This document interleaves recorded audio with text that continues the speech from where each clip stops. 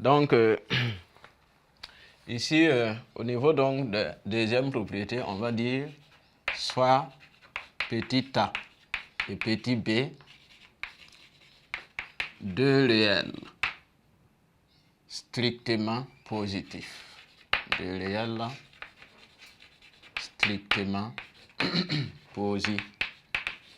Deux réels strictement positifs.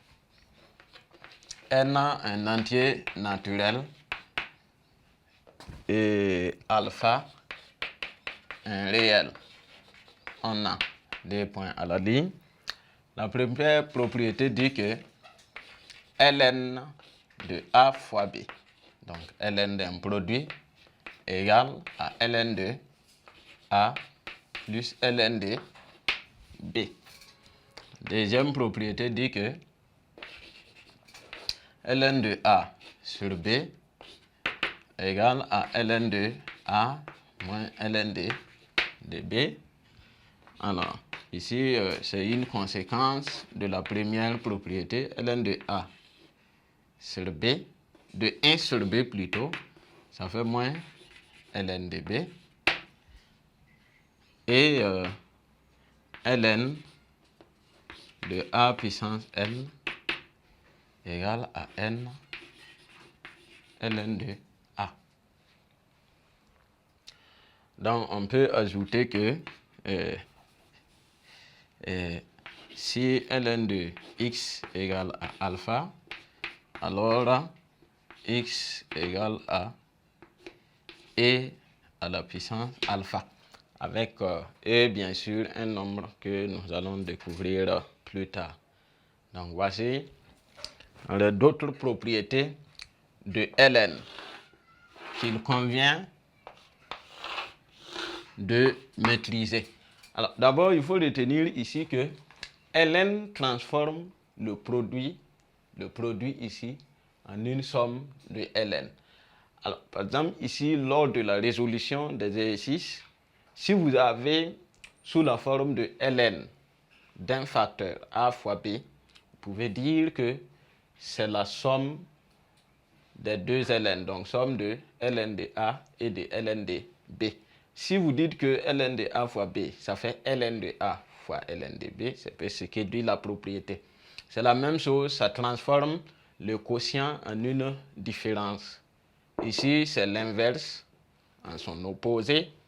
Alors, au niveau de la puissance descend tout simplement. La puissance descend pour devenir n ln de a.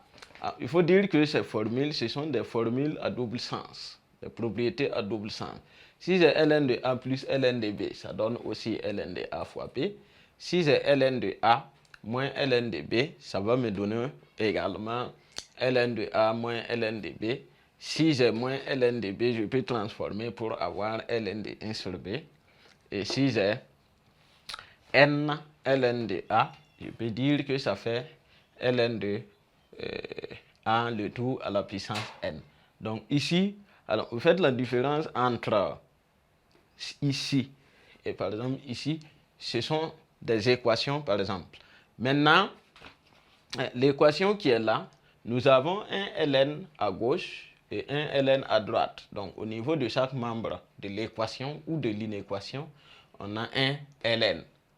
Maintenant ici, on a un seul ln. Donc comment avoir le x? Le x, c'est sous la forme de e à la puissance alpha. Donc c'est comme ça, on résout des équations sous cette forme. Maintenant, après donc ces propriétés, on peut voir en grand 2 l'étude et la représentation graphique même de la fonction ln. Donc en grand 2,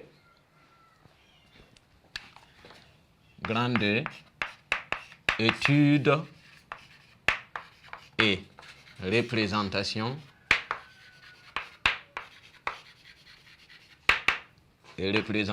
graphique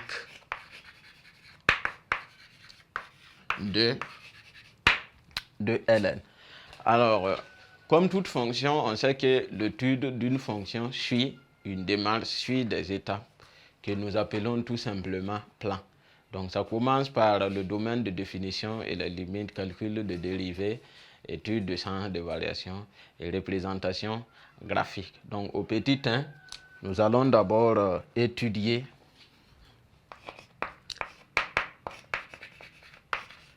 les variations donc de ln, et en 2, nous allons donc faire la représentation graphique.